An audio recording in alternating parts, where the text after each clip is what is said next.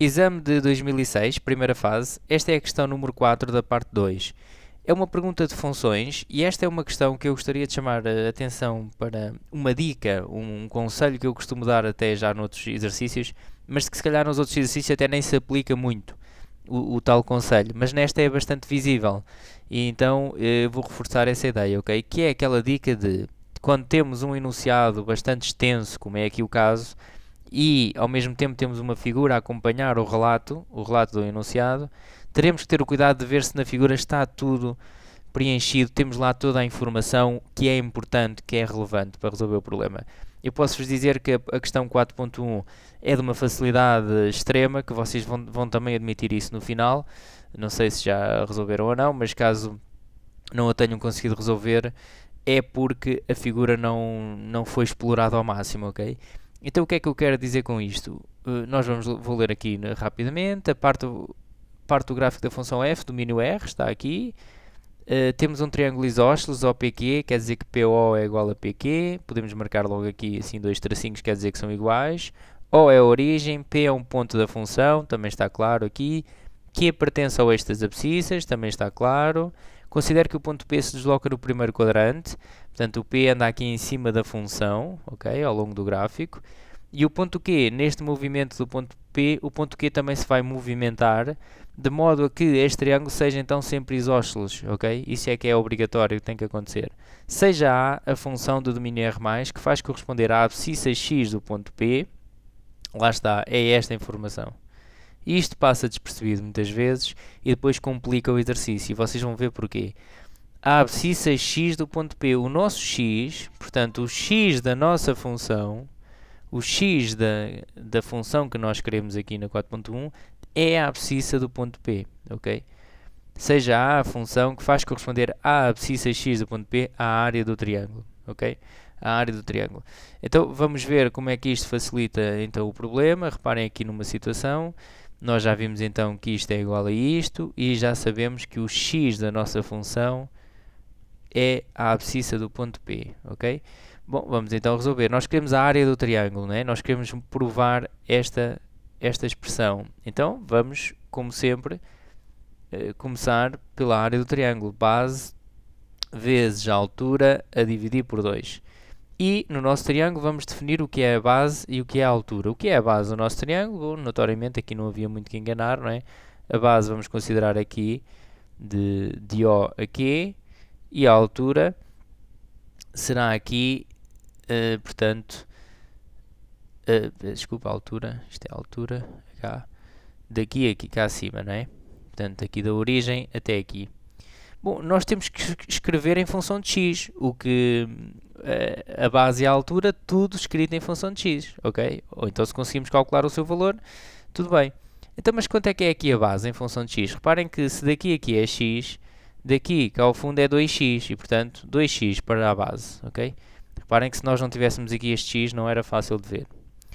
A altura é o que vai então daqui da origem até aqui, e agora reparem, a altura vai coincidir sempre com a imagem desta abscissa, não é? Porque o ponto P pertence à função.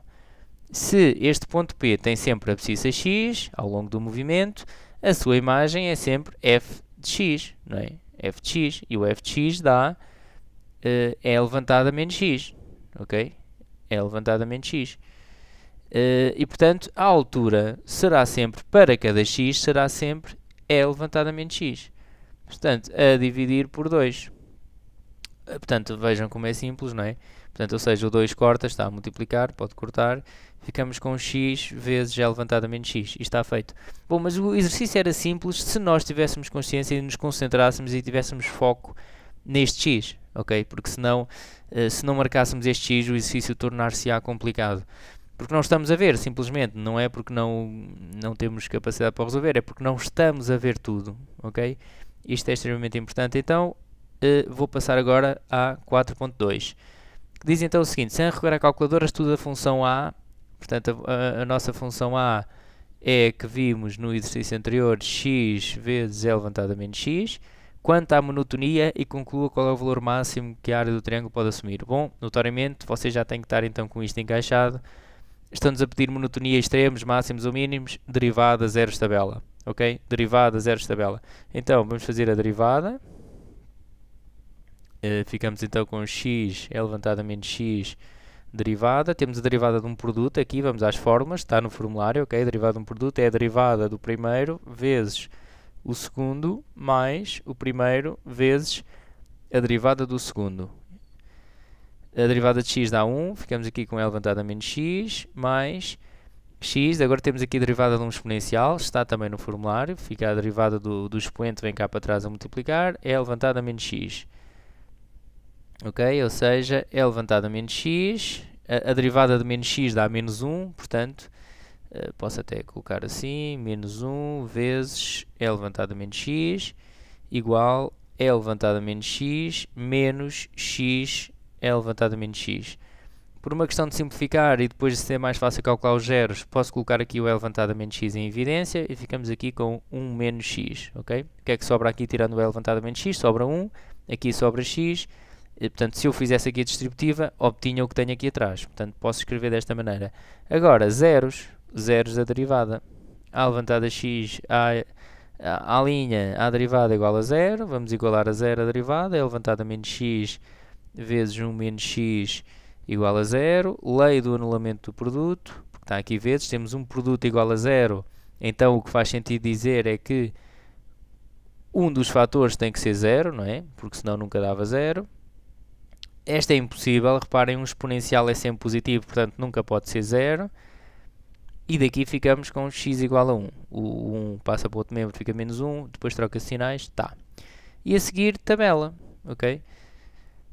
Tabela de monotonia extremos. Portanto, a tabela tem sempre esta estrutura.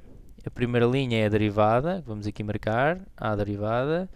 E na segunda linha temos a função. Já sabemos que quando a derivada é mais, a função cresce. Quando a derivada é menos, a função decresce. Vamos ao nosso domínio. Portanto, nós estamos a estudar a função a, portanto, irá de 0 a mais infinito. Ok? A função f tem domínio R. Mas a função a, que é da área, a área só faz sentido ser positiva, não é? Então vai de 0 a mais infinito. Os valores que vêm aqui para o meio são então os zeros da derivada, que é o x igual a 1, eventualmente algum que não pertence a esse ao domínio, mas aqui não, só deu x igual a 1. Aqui então a derivada é 0.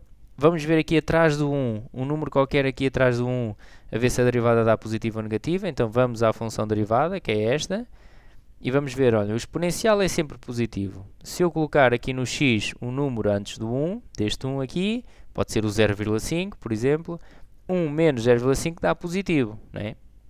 Dá positivo. O exponencial é sempre positivo, portanto, aqui fica mais. Podem fazer as contas na calculadora, ok? Agora, se substituirmos por um número aqui a seguir ao 1, o 2, por exemplo, na derivada, para ver o sinal aqui, substituo ali o x por 2, mas este nem vale a pena porque isto é sempre positivo. Se colocar aqui um 2, um menos 2 dá negativo, não é? Portanto, quer dizer que a função cresce e decresce. Aqui, portanto, vai ter aqui um máximo. Ok, a área será máxima para x igual a 1. O que é que nos pergunta, mesmo concretamente? Estuda a monotonia. Portanto, a resposta à pergunta será, portanto, f de x, a de x, aliás, é crescente em 0 a 1. A de x, a função a de x é decrescente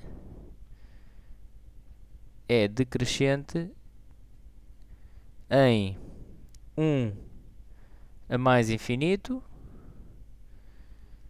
e depois o valor máximo. E conclua qual é o valor máximo que a área do triângulo pode assumir. Neste caso não nos estão a pedir o maximizante, mas sim mesmo o máximo. Então temos que calcular, ok? A de 1, que é igual a 1, vou substituir agora aqui na função o x por 1, vezes e levantado a menos 1, ou seja, vai dar 1 sobre e, pois poderiam fazer na máquina ou não, eu vou deixar o valor assim exato, é máximo de a de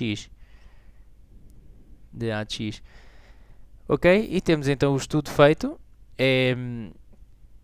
Portanto, resumindo aqui, monotonia extremos, derivada, zeros, tabela. Isto depois é uma questão de cálculos.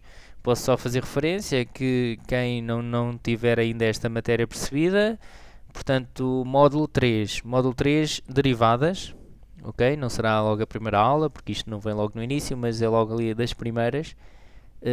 Perceber porque é que a derivada nos dá a monotonia. Portanto, isto tem a ver com o declive das retas tangentes, definição de derivada, e nessas aulas poderão verificar isso. O que tinham que saber então para esta questão de monotonia em extremos, e isto acontece bastante nos exames, é então quando pretendemos fazer esse estudo, derivada, zeros a derivada, tabela. Ok? Então, até uma próxima.